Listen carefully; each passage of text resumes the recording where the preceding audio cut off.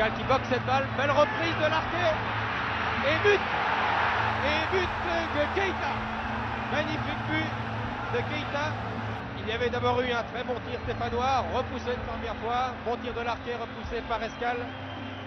Et c'est Keita, Salif Keita ici en gros plan, qui égalise pour Saint-Etienne après 35 minutes de jeu. Des mots sont là, film de fait, film. À voir là, quand il film de fait, ani Indien film. Bon, Indien kundi to Captain Tamango. Des mots c'est Captain Tamango. Indien kundi to lui. N'est rien c'est donc ah, moi ça film. Il va aller action ni action mais après. Wa so nya wo kana. Bon, déjà min ti wo wo kana.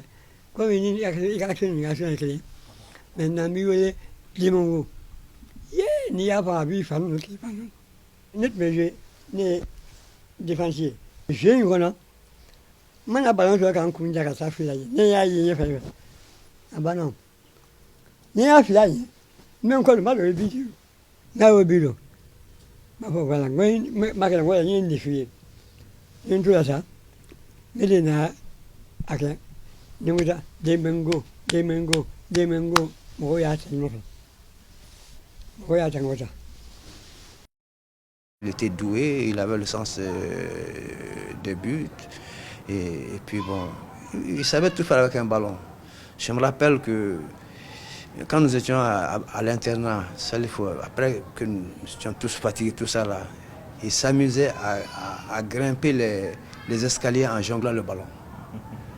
Bon, ça c'est en jonglant le ballon, donc il savait jongler le ballon. Il s'amusait beaucoup avec le ballon et il était insatiable quoi. Bon, c'est ce que je retiens du football là. À Yaoundé, quand le ressort qui là venu donner un coup de pied volontaire à Salif. Bon, nous on a dit mais Salif c'est quoi? Il dit Cro, ne rentrez pas dans l'hôtel, laissez-le. Mais tu sais là-haut. Al-Mohamed tu sais là. Babo ballon à 600. Je vous dis, franchement, il a pris le ballon, il s'est dirigé directement sur Ressort. Il a dribblé, Ressort est tombé. Il a dit, je suis là. Il a dribblé encore de l'autre côté. Il est tombé encore. Ça lui fait tel là. Troisième fois maintenant, quand le gars est tombé, il a démarré, d'après les Camerounais, démarrage électrique. C'est ce qui a été notre premier but. Moi, Frafina bébé couleni moi toy. Moi tribune carré Francis. Toi ka claque tribune ka claque balontaro to dala. Ah, je pense que moi nga tlongo no toy.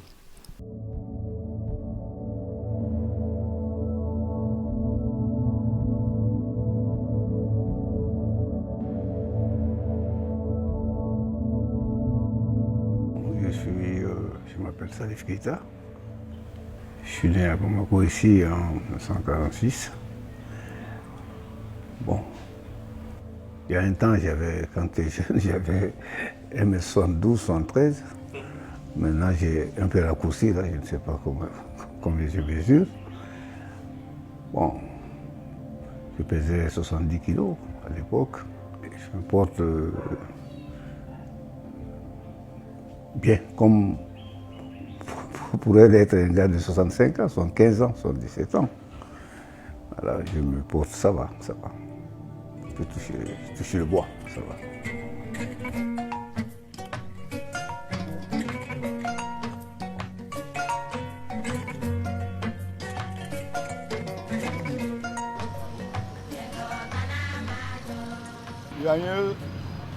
Je suis renseigné d'ailleurs, mais il y a un démon qui est dans le monde.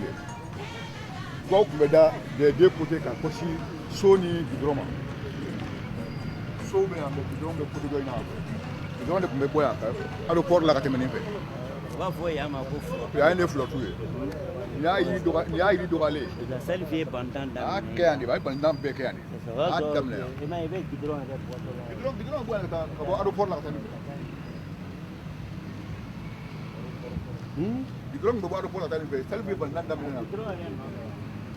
Là, il y a un lot de plaisir d'un bébé dans la un bébé dans la Dimsinia, what for from the Dimsini?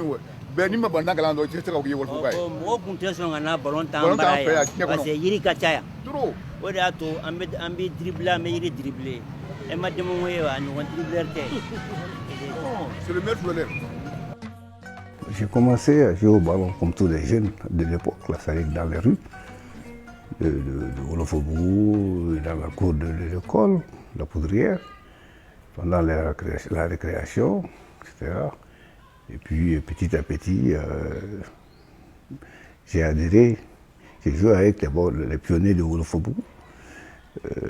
Après j'ai joué dans l'Étoile filante de Wolofobougou, qui est devenue, avec la fusion d'une autre équipe de Bamako, la Flèche Noire. Donc cette équipe est devenue le Mamaya. Et ainsi, on est parti aux compétitions des pionniers après. Et c'est à partir de là maintenant que j'ai un peu explosé, quoi. Avec les pionniers de Wolofobougou, on est arrivé jusqu'à la finale, qu'on a perdu.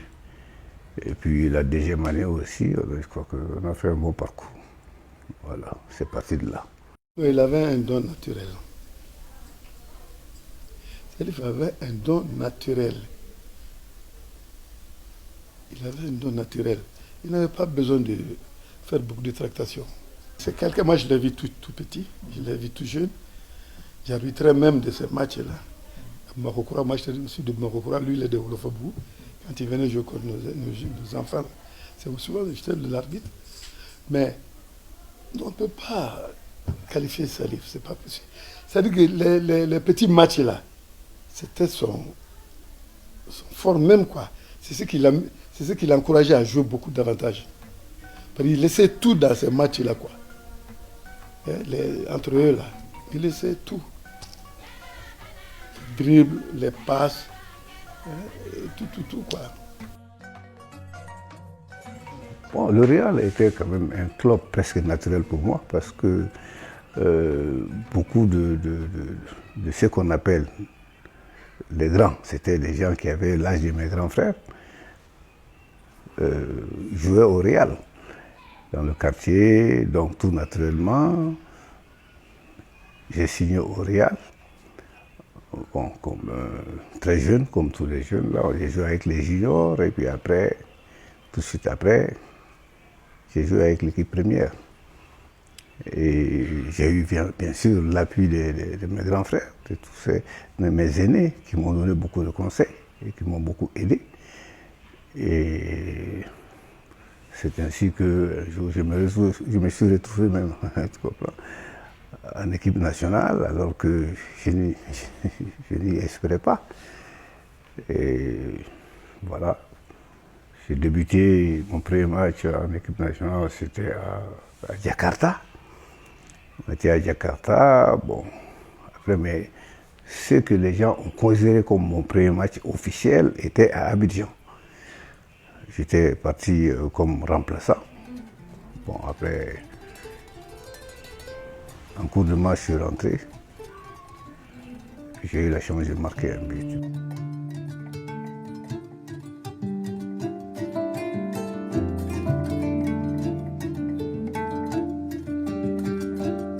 Bon, et il y avait un de mes amis qui s'appelait Daguerre,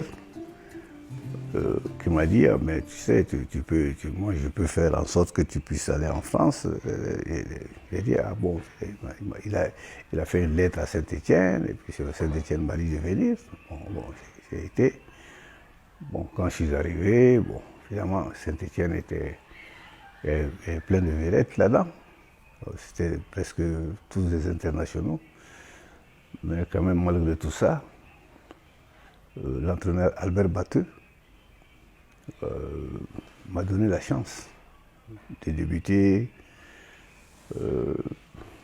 quelques mois, quelques semaines après ma signature. M'a amené avec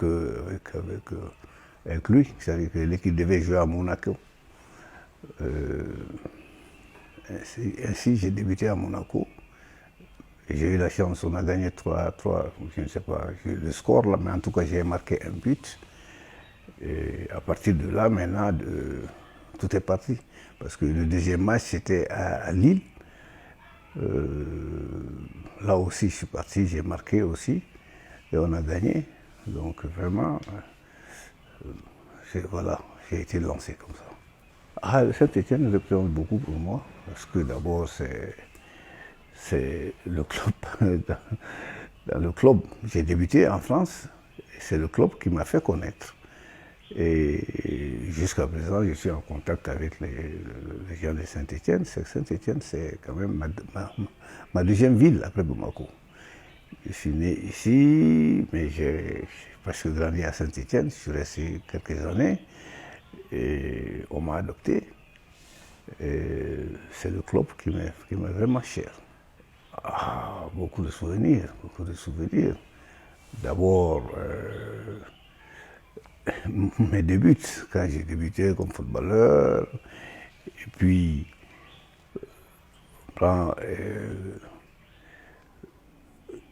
l'adhésion, par exemple, des supporters de Saint-Étienne à mon égard. Ils m'ont beaucoup aimé, ils m'ont beaucoup aidé, ils m'ont beaucoup supporté. Et on a gagné beaucoup de matchs, on a gagné beaucoup de compétitions. On a été champion. Quelquefois, bon, on a gagné aussi une ou deux Coupes de France. Et vraiment, Saint-Étienne, le public était vraiment bien avec moi. Et c'est pour cela que Saint-Étienne est quelque chose de très cher pour moi.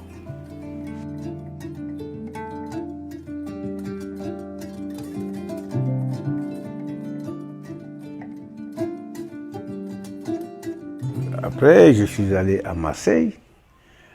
Marseille, bon, qui m'a sollicité, qui a tout fait pour m'avoir. J'ai été là-bas.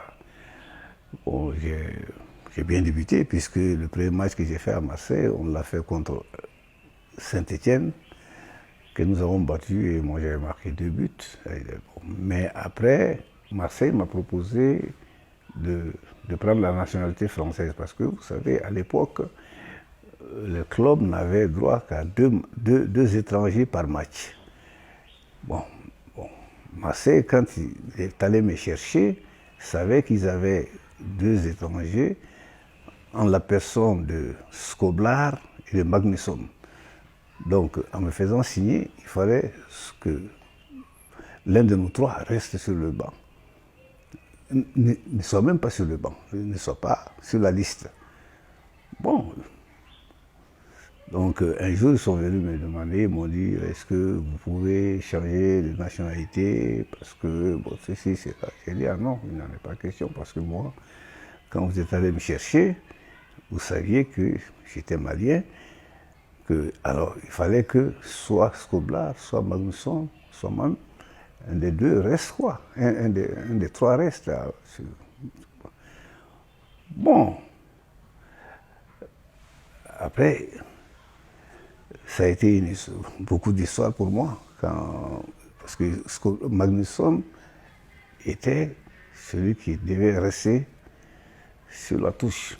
Bon, c'est quelqu'un qui était sympathique pour le public, que le public aimait beaucoup. Bon, après chaque match, moi j'avais des problèmes. Même si tu marques 10 buts, bon, il y avait des supporters de Magnusson qui étaient restés. Magnusson était resté plusieurs années, donc il avait ses supporters, ça se comprend bien. C'est quelqu'un qui était très adroit, qui jouait bien au ballon, mais bon, c'est lui qui devait rester sur la touche. Bon, les gens n'ont pas aimé, il y avait mes supporters, il y avait... Donc, à partir de là, j'avais signé pour 3 ans, j'ai fait quelques mois, après je leur ai dit que je préférais partir. Bon, à l'époque, ce n'était pas acceptable pour moi parce que j'étais déjà quelqu'un de très connu, très aimé en Afrique. Bon, il était difficile pour moi d'être l'un des premiers footballeurs connus, footballeurs africains connus, de changer de nationalité. Ça allait ouvrir la porte à beaucoup de choses. Bon, je ne voulais pas être celui-là. C'est pour ça que je leur ai dit que vraiment, j'aimais la France, j'aimais tout, mais ça ne me convenait pas. Alors donc, Valence a appris ça. Di Stefano est venu me chercher. Di Stefano était l'entraîneur de Valence. Bon, ils m'ont contacté. Et puis, ils sont venus me chercher en avion spécial. Je suis allé à Valence, où je suis resté 3 ans. Et après Valence, je suis allé au Sporting de Lisbonne, où je suis resté encore 3 ans. Et puis après, j'ai été à Boston, au New England Teamen, où je suis resté quelques années. Ah ouais.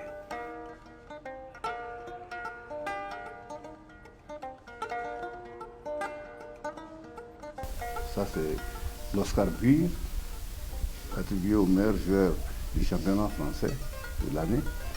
Ça, c'est le Ballon d'Or.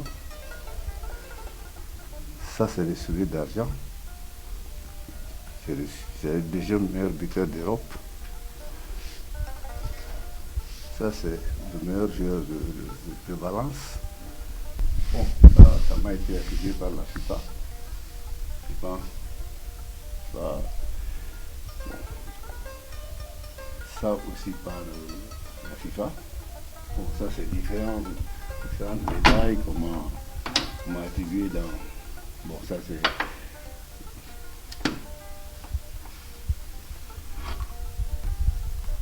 Ça, c'est la Légion d'honneur du Mali.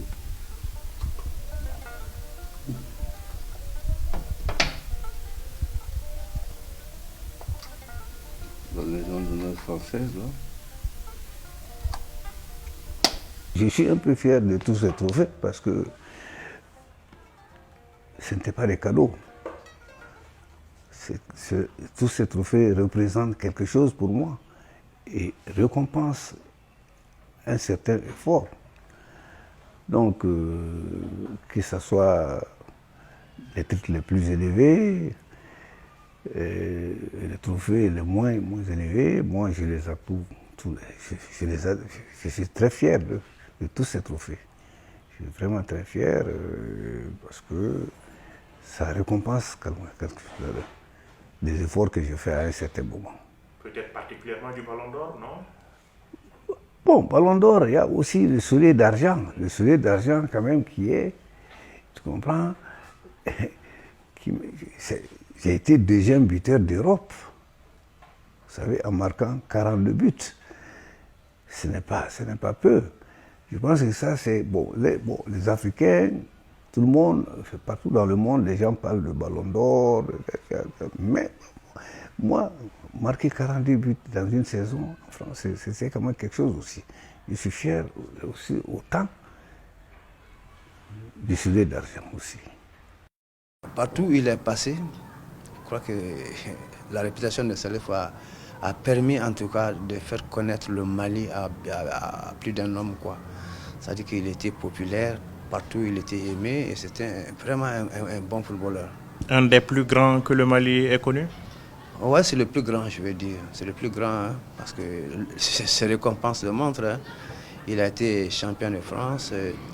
Bon, ensuite, il a été ballon d'or africain, le premier ballon d'or africain. Cela montre que effectivement, il avait du talent, il s'exprimait bien sur un terrain de football. Pour moi, Salif reste encore le meilleur joueur d'Afrique. Pour moi, hein, ça je l'ai beaucoup admiré quand il jouait.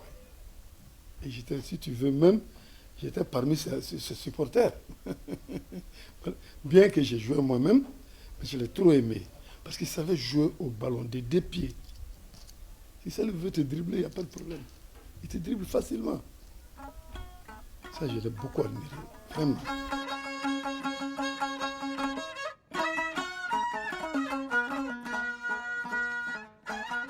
Un très bon souvenir. Il n'est pas donné à n'importe qui de jouer contre Pelé. À l'époque, Pelé était intouchable. D'abord, nous, Africains, là, on avait vu les Coupes du Monde qu'à travers les films.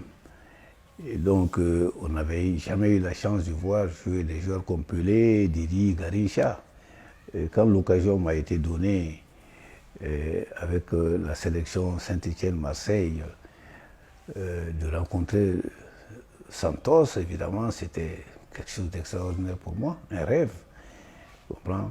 Et bon, quand j'ai vu France Football raconter des histoires, Salif Figal, bon, ça c'est des histoires. Mais Pelé, on le regardait jouer. C'est quelque chose qui était, quelqu'un qui était extraordinaire en football. Quand les Brésiliens ont marqué net, on a amené le ballon au centre. Salif a pris le ballon, il a dribblé tous les arrières brésiliens, il est parti marquer aussi. Alors là, Pelé est venu, il lui a demandé, d'où viens-tu? Il dit Mali. Pelé dit, Mali se trouve où? Expliquer. Ils n'ont pas pu comprendre comment en Afrique chez nous, il peut y avoir un génie comme ça. Ça les a vraiment surpris. Mais moi j'étais à Abidjan encore à l'époque. Pelé était... Évidemment, il y a eu maintenant, après, avec la télévision, bon, on voit mieux Ronaldo, Messi, etc. Bon, mais Pelé a été quand même un grand footballeur, le meilleur du monde, qui a gagné des Coupes du Monde, qui a marqué des buts extraordinaires, qui avait beaucoup de qualités à l'époque. Évidemment, tout le monde ne pouvait pas voir ça parce que le football n'était pas mondialisé. Or maintenant, bon, quoi qu'on dise aussi, cela dit, je dis que Ronaldo, Messi aussi sont des footballeurs extraordinaires, c'est deux grands footballeurs. Et il y en a eu d'autres. Il y a eu Cruyff qui a été très grand footballeur, il y a eu d'autres aussi qui ont été très bons. Et le football, à chaque période, a eu ses vedettes. On ne peut pas les comparer tous.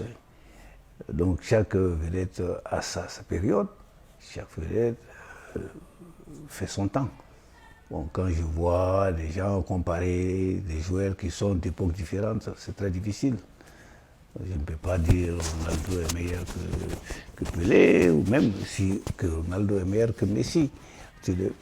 Tous les deux sont bons, ils sont très bons, c'est les meilleurs footballeurs au monde aujourd'hui. Il est très difficile de faire des comparaisons entre les joueurs qui jouent dans des équipes différentes.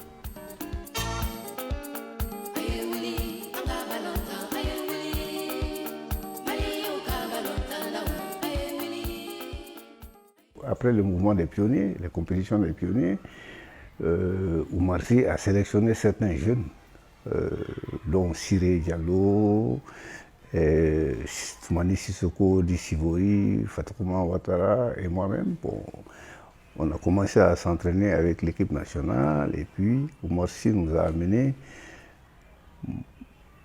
à Abidjan à l'occasion d'un match Côte d'Ivoire-Mali. Donc c'est là où j'ai débuté. Quand je suis arrivé, l'équipe nationale du Mali était déjà très bonne.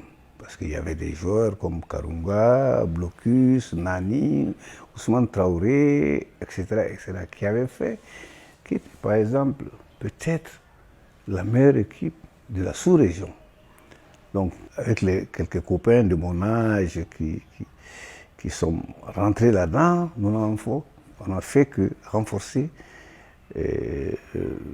ce poids-là.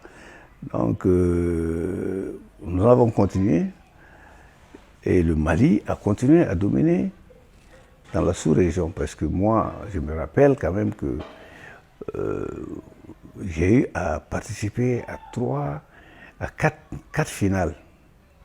4 finales de compétition africaine. J'ai disputé la première finale de la Coupe d'Afrique des clubs champions avec le Stade malien.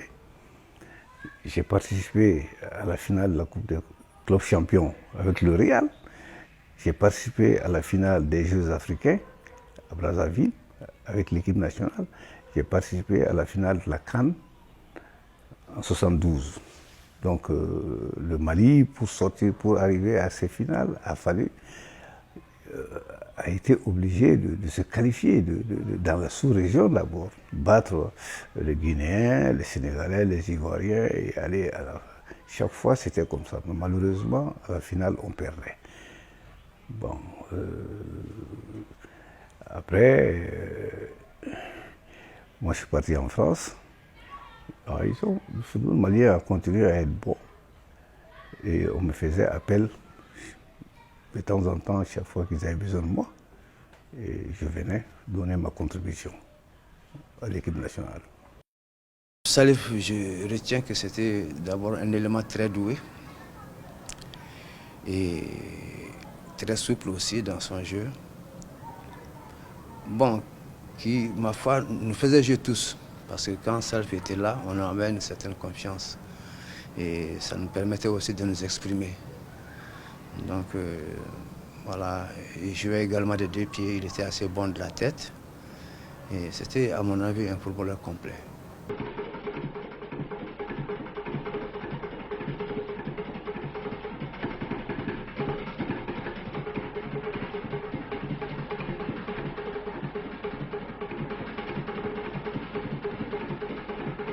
On n'avait pas beaucoup de chance quand on arrivait en finale.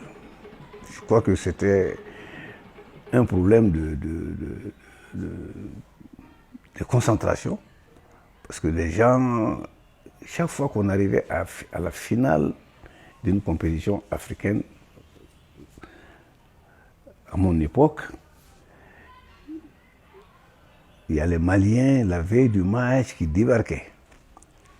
Beaucoup de gens venaient, et puis ils avaient accès aux joueurs, ce qui fait que, je pense que c'est l'une des raisons, hein, ce n'est pas la seule, une des raisons, ils déconcentraient les gens. Ils venaient, il y avait la fête qui commençait, les Maliens pensaient que la coupe était déjà gagnée, alors qu'elle n'était pas encore jouée. Bon, sinon, le stade malien, sa finale, c'est la première finale que j'ai jouée, je crois. C'était contre l'Oryx de Douala, je crois. Une équipe qui était à notre portée. Mais malheureusement, on a perdu par 2-1. Après, quand le Real a remplacé le stade en représentant le Mali à la finale de la deuxième Coupe d'Afrique, nous, on avait déjà gagné à Bamako par 3-1. Bon, pour les Maliens, c'était déjà aller cueillir la coupe, parce que 3-1, ils pensaient quand même qu'on avait fait plus que la moitié. Mais malheureusement, par la faute. On ne peut pas parler on ne peut pas critiquer quelqu'un, je pense qu'à l'époque, on n'avait pas une bonne défense, on n'avait pas un bon gardien, sinon même en allant avec 2 buts d'avance, je pense qu'à l'époque, on devait se qualifier. Bon, malheureusement, on prend 4 buts, 4-1. Et puis, pour ce qui concerne le final de l'équipe nationale, à Brazzaville, pendant les Jeux africains, on a fait un parcours extraordinaire aussi. On arrivait à la finale. Après, on perd ça. Et avec toujours la même équipe nationale, on va à Yaoundé en 72. Donc, là aussi, on s'était qualifié. Peut-être difficilement un peu, mais quand même on était qualifiés et on était favoris pour la finale. Malheureusement, il y avait beaucoup de blessés quand on y est arrivé, dont moi-même. Et évidemment, la coupe, on l'a perdue. Voilà. Les Maliens parlent beaucoup de Yaoundé 72 quand même. Qu'est-ce que vous retenez quand même de Yaoundé 72 ? C'est la faillite d'une équipe qui était normalement favori de cette compétition.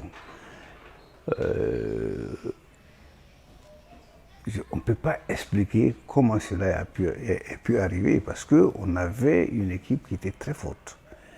Une très bonne équipe. Et moi, au bout de 15-20 minutes, moi, j'étais sorti par le tacle. Mais l'équipe n'avait pas besoin de moi pour gagner. Et c'est bien comporté, mais malheureusement, là aussi, on a perdu un match qu'on aurait pu gagner. Bon, ça a été quelque chose qui m'a fait très très mal. Toutes ces défaites-là m'ont fait beaucoup mal. Et c'est avec beaucoup de peine que je reviens sur tout ça là, parce que je pense qu'à l'époque, on avait les moyens de gagner toutes ces compétitions. Parce que nous, on ne gagnait pas seulement à Bamako, on gagnait aussi à l'extérieur. On est allé à un moment donné, le Real, on est allé mettre 4 buts à l'Orix de Douala, on est allé mettre 3 buts à l'ACK. Bon, tout ça aux adversaires sur leur terrain, Conakry, Bamako, Dakar, Abidjan. Mais malheureusement, quand on arrivait en finale, on perdait. Bon, il faut comprendre que on n'était pas fait pour gagner une compétition africaine. Yaoundé a été certainement la plus grande déception que j'ai pu avoir en football. Mais je pense que j'ai été déçu aussi quand j'ai perdu la finale de la première Coupe d'Afrique des clubs champions avec le Stade, la deuxième avec le Real. La troisième compétition a été moins importante, c'était les Jeux africains, mais quand même, il fallait avoir la médaille d'or et on avait les moyens de l'avoir. On ne l'a pas eu. Bon, ça, il faut croire que ça, les dieux du football n'étaient pas à l'époque. C'est ma conviction. Si Salif avait été en pleine possession de sa forme contre le Congo-Brazzaville, je crois qu'il n'y avait pas match. Bon, il est vrai que qu'à cela ne tienne, on a dominé le Congo-Brazzaville, on a eu des occasions de but. Bon, c'est ce que le sort voulait, je crois. Sinon, Salif, quand vous avez un coéquipier comme Salif, si vous le perdez ou s'il ne joue pas, vraiment c'est un gros handicap. Et c'est ce qui nous est arrivé à la finale. L'équipe a très bien joué. Si ce n'était pas la blessure de Salif, il n'y avait pas de problème. Malheureusement, Salif a été blessé. Il avait mal à la cheville. Il a voulu chuter un truc, il a raté et puis la cheville s'est enflée encore. Donc il était obligé de sortir. Ça nous a beaucoup handicapés. Beaucoup handicapés. Avec Salif, il n'y avait pas de problème. Il driblait les Congolais 4-5, 3, 4-5. Il les driblait comme il voulait. Quand nous sommes revenus de Yaoundé, on nous a proposé la déclaration, nous avons dit qu'on ne méritait pas ça, on a refusé. Bon, mais aujourd'hui, avec le recul, je crois que c'est une performance qui n'est pas encore égalée par d'autres équipes. Donc cela méritait quand même que ceux qui ont fait ce parcours de Yaoundé, qu'on les reconnaisse d'une manière ou d'une autre. Peut-être pour certains en argent, pour certains en médaille, en décoration. Bon, ça c'est des choses qui font plaisir. Bon. Mais en tout cas, je ne me plains pas moi personnellement de mon sort.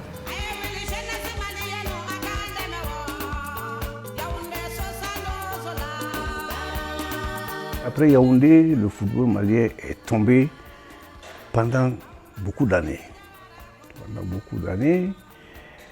Et c'était devenu problématique de se qualifier même pour les phases finales. Bon, qu'est-ce qu'il fallait faire à l'époque? Je crois qu'il fallait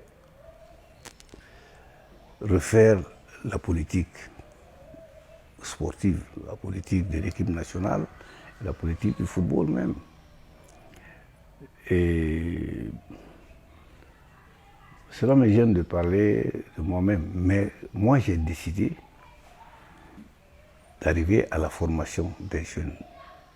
J'ai créé le centre Salif Keita et j'ai formé pendant quelques années des jeunes. Et ce sont ces jeunes, Sédou, Chifo, Gila, etc., qui ont relancé encore le football malien à partir de la CAN, parce qu'ils ont commencé à la CAN de Bamako, et puis progressivement, ils sont comportés d'une manière extraordinaire partout. Ils ont relancé le football malien. en se qualifiant régulièrement pendant... Voilà, parce que c'était d'abord pour gagner une coupe. J'avais toujours dit que pour gagner une compétition, il fallait s'habituer à voir la culture de la compétition. C'est-à-dire aller en phase finale plusieurs fois. Et c'était l'objectif que je m'étais donné. Donc, on avait réussi à le faire pendant un certain temps, ce qui faisait que le Mali était qualifié régulièrement à chaque Coupe d'Afrique des Nations. Bon, malheureusement, on n'a jamais pu passer le cap de demi-finale, mais c'était quand même quelque chose d'extraordinaire que, après la chute du football malien, et pendant un certain nombre d'années, que un groupe de jeunes viennent donner l'espoir au football, au public malien. Vous préconisez la formation des jeunes, alors que vous-même, vous n'êtes pas passé par là? Oh bon, écoutez, c'est une manière de voir les choses, parce que moi je pense que les compétitions des pionniers étaient une espèce de formation. C'est une formation qui ne disait pas son nom, mais on était souvent en compétition entre jeunes, et ce sont ces jeunes dont moi qui sont montés en équipe nationale et qui ont permis à l'équipe nationale de dominer le football en Afrique de l'Ouest à l'époque. Sans gagner de coupe, évidemment, mais on était régulièrement qualifiés pour les finales. Donc, ces politiques de pionniers étaient pour moi une espèce de politique de jeunes. Donc, nous, on n'a fait qu'officialiser ça plus tard. Bon, c'était pas avec les pionniers, c'était avec des jeunes civils, mais je pense que l'école de football a commencé, je peux dire, avec les compétitions des pionniers, quoi. Si vous avez vu que Saint-Étienne a fait une grande carrière en France, c'est parce qu'il y avait la politique des jeunes. L'Ajax avait une très grande politique des jeunes. Et beaucoup de clubs qui ont rayonné en Afrique, en Europe et dans le monde avaient des politiques des jeunes. Je pense que le Mali doit y revenir. Et c'est le seul chemin qu'il faut emprunter pour faire des résultats. Salif Keita représente beaucoup pour moi. Parce que là où nous sommes aujourd'hui, là, c'est grâce à Salif que je suis là aujourd'hui.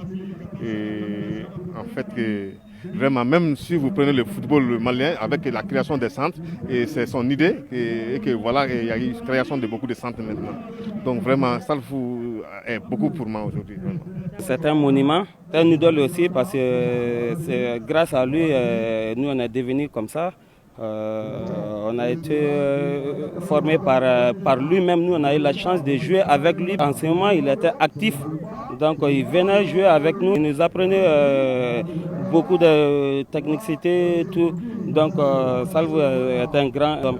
C'est grâce au centre que vraiment j'ai joué à l'équipe nationale du cadet, junior, espoir.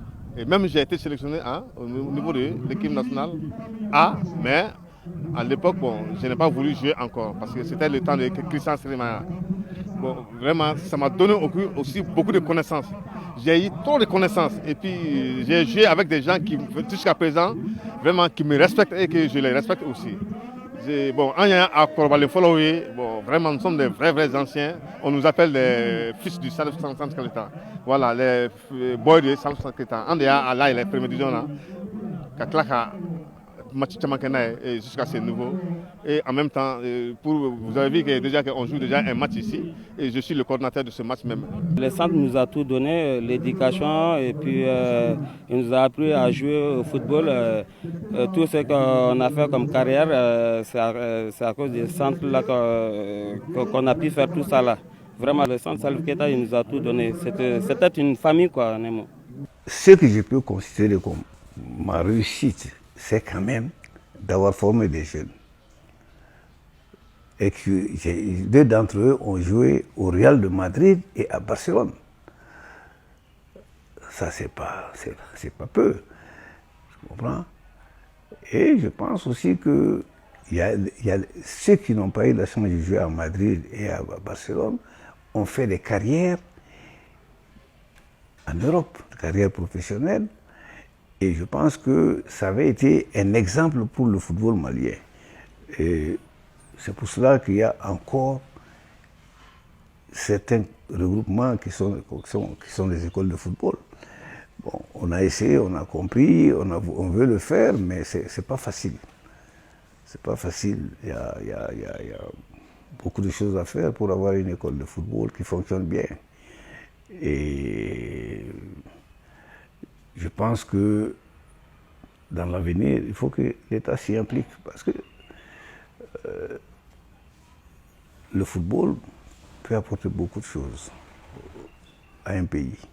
Vous avez vu l'histoire du Brésil, vous avez vu même l'équipe de France quand ils ont gagné leur compétition, quand ils ont commencé à gagner leur compétition internationale, a eu beaucoup de répercussions sur la jeunesse française. Je pense que bon, il faut aussi s'organiser pour avoir des résultats sportifs.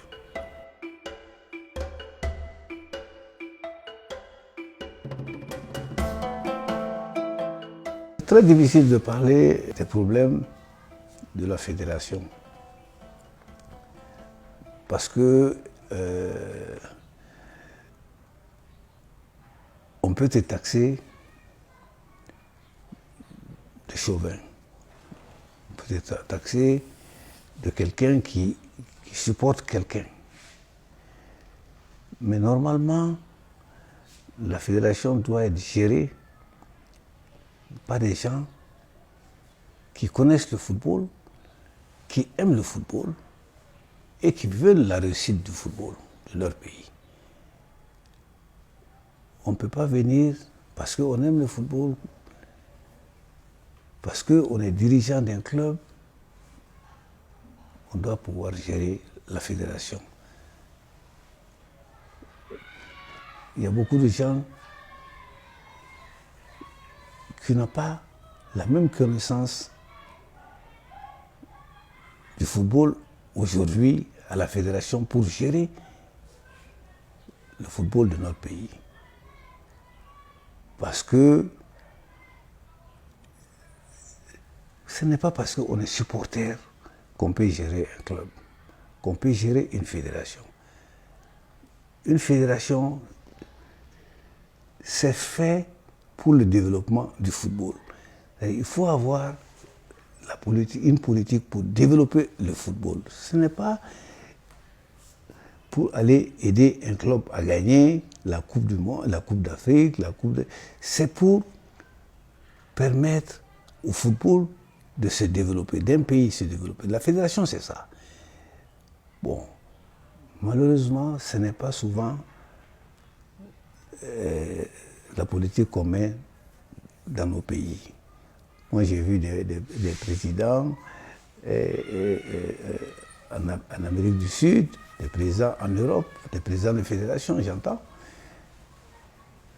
qui ont beaucoup travaillé pour le développement du football dans leur pays. Parce que si le football n'est pas développé, il sera difficile de gagner des compétitions. Bon, ce n'est pas en aidant un seul club qu'on peut faire l'affaire d'un pays. Il faut que le football soit développé pour qu'il puisse avoir des résultats internationaux. Mais malheureusement, on n'est pas encore à ce point en Afrique. Bon. C'est pour ça que ça va être très difficile pour le football africain. Qu'est-ce que vous gardez de votre passage à la FEMAFOOT quand même? C'est du bon ou du mauvais? Bon, et moi, j'ai eu beaucoup de problèmes avec les gens. Bon, vous savez. Mais vous savez, moi, je n'ai pas pensé à un seul club. Je n'ai pas pensé favoriser un club. Moi, vous savez, quand vous regardez moi, avant d'arriver à la fédération déjà, moi j'ai demandé au président Alpha de faire Kabbalah, faire un centre où l'équipe nationale pouvait séjourner pour se préparer. Avant, on allait dans les hôtels. C'était pas comme ça. Maintenant, j'ai demandé à Alpha, il faut nous trouver ce qu'il faut pour l'équipe nationale, c'est un endroit spécialement fait pour la concentration des joueurs. Bon, quand je suis arrivé aussi, j'ai amené quand même le sponsoring. C'est moi qui ai démarché Orange. Tout ça, je pense que c'est le développement du football. C'est fait, il faut mettre de l'argent, il faut trouver un endroit pour interner l'équipe nationale et quoi, j'en ai d'autres, j'ai oublié. Je n'ai pas pensé au CSK. J'ai dit, il faut trouver un endroit où l'équipe nationale peut séjourner en paix. Il faut aussi trouver un financement. C'est ce que tous les pays ont fait, la France, l'Angleterre, l'Espagne. Le financement vient d'ailleurs. Bon, c'est ce que j'ai essayé d'instaurer. Bon, tu comprends? Jusqu'à présent, c'est ce qui finance le football. On aurait pu faire mieux que ça. On aurait pu trouver encore d'autres qui allaient s'ajouter à Orange, m'a dit.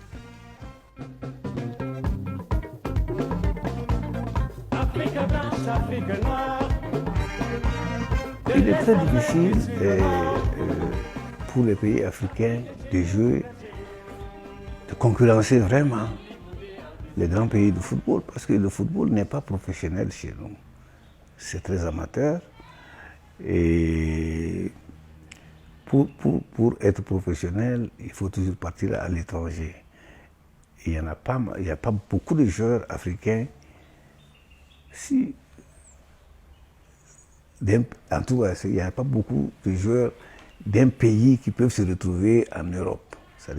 Donc, pour avoir une formation au niveau mondial.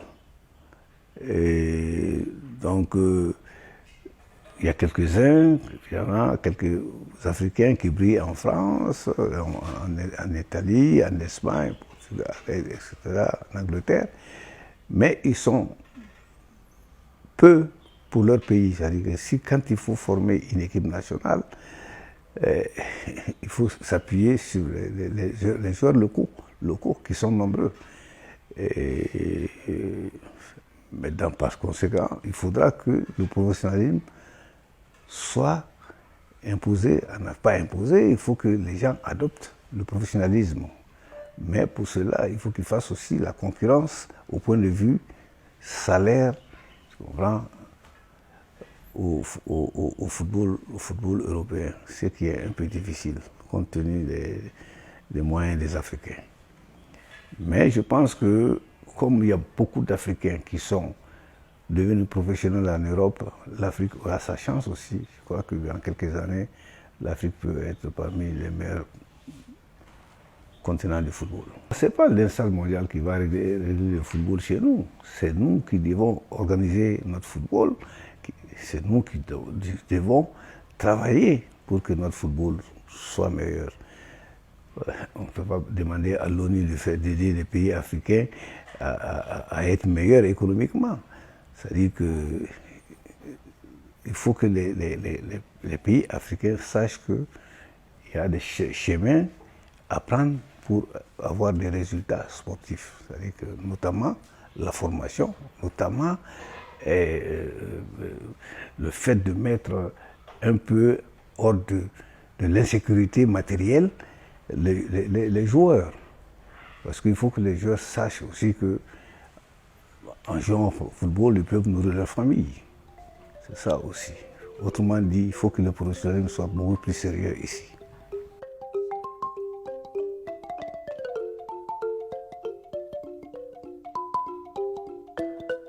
J'ai voulu former un club de ballons d'or parce que je pensais que un club de Ballon d'Or pouvait sensibiliser les dirigeants africains pour qu'ils puissent s'occuper du football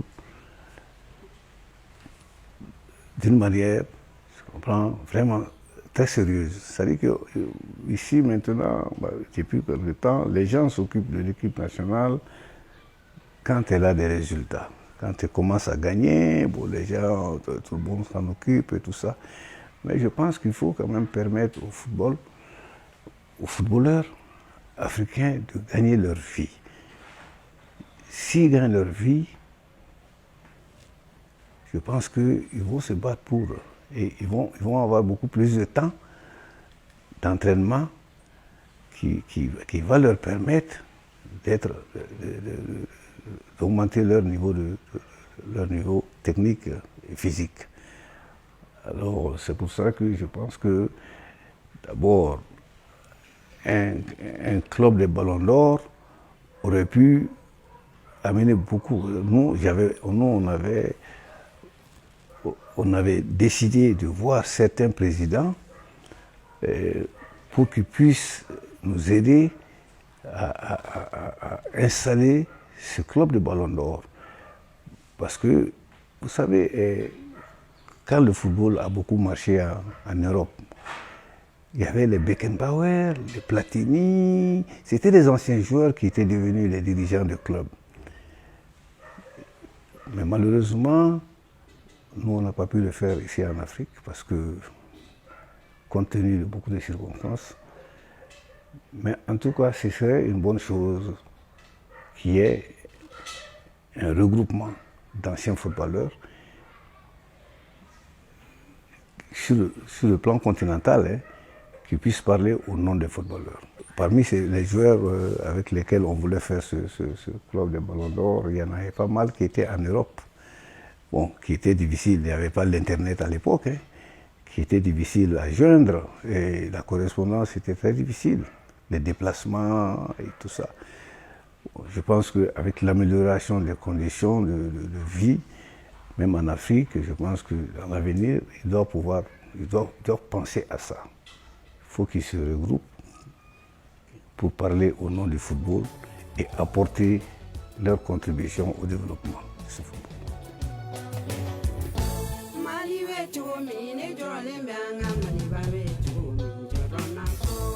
Le Mali est effectivement dans une situation terrible parce que c'est un échec pour les hommes politiques. Pas que les hommes politiques, parce qu'il n'y a pas que les hommes politiques qui ont géré le Mali, parce qu'il y a les militaires aussi qui ont eu à gérer. C'est-à-dire que tous les gens qui ont géré le Mali, il y en a qui avaient vraiment la volonté de faire partir le Mali. Mais il y en a pas mal qui n'avaient pas les moyens de le faire. Vous savez, moyens intellectuels, moyens d'organisation. Et en tout cas, moi, mon souhait, c'est quand même que les dirigeants du Mali essaient de penser au Mali, qu'au Mali. Parce qu'ils disent tous qu'ils pensent au Mali. Ce n'est pas pour moi le cas pour tout le monde. Et je me rappelle, je reviens toujours au football, quand nous on était jeunes, en Afrique de l'Ouest, on battait tout le monde.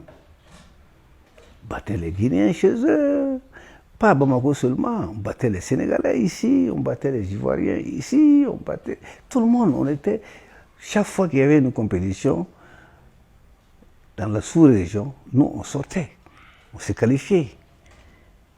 Bon, maintenant le football est tombé, et tout est tombé avec. Tout est tombé au Mali. Et je pense que les jeunes d'aujourd'hui n'ont pas eu la chance de connaître ce moment-là. Et je pense que bon, il m'est très difficile d'exprimer tout ce que je veux, Je ne peux pas dire tout ce que je vais dire parce que c'est quelque chose de... Mais tous les gens qui parlent aujourd'hui au Mali savent que ça ne va pas. Et tout le monde le dit, mais ça ne s'améliore pas. Chaque fois, on descend plus bas qu'on l'était pendant la présidence précédente. Bon, c'est comment? Bon. Moi, en tout cas, je suis vraiment désolé de la situation dans laquelle on vit depuis quelques années. Quand une entreprise ne marche pas, souvent, c'est la gestion qu'on accuse. Hein. On est en démocratie maintenant, on choisit nos dirigeants. Quand certains ont dit que l'Afrique n'était pas prête pour ça, là. Il y a beaucoup de gens, même moi-même, j'avais gueulé tout ça, là. Mais malheureusement, c'est vrai quand même.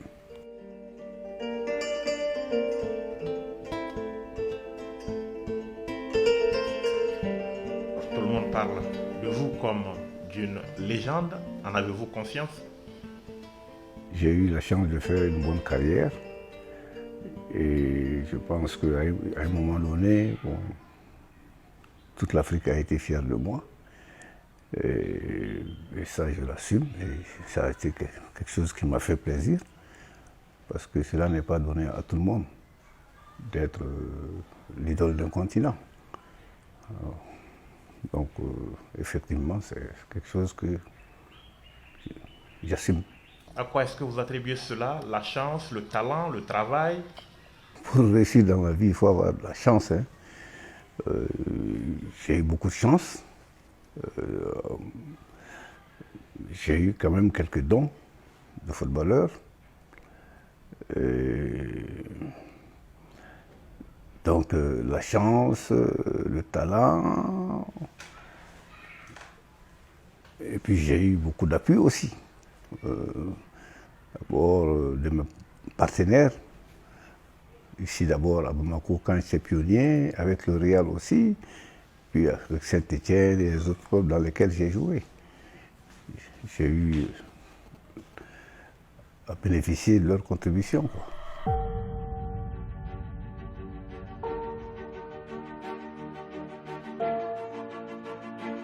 Toujours incompris parce que chaque fois que le Mali a perdu, c'était de ma faute. C'était pas ma faute que les gens disaient. Bon, j'étais toujours un incompris. Hein. J'étais toujours un incompris.